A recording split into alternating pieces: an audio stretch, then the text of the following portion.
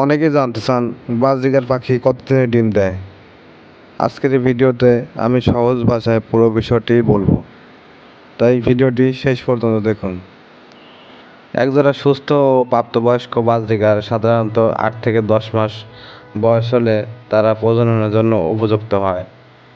সঠিক পরিবেশ ও nest box দিলে মিলনের কয়েক দিনের মধ্যে স্ত্রী পাখি ডিম দেওয়া শুরু করতে পারে।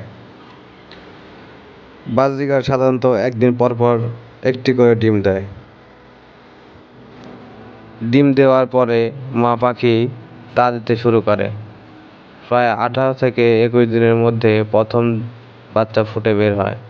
এরপর একে একে অন্য ডিম থেকে বাচ্চা বের হয়।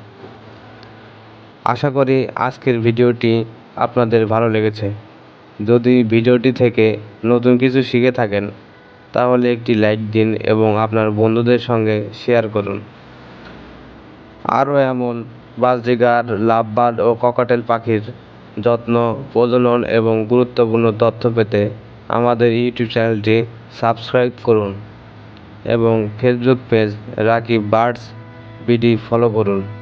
সবাই ভালো থাকবেন। আল্লাহ হাফেজ।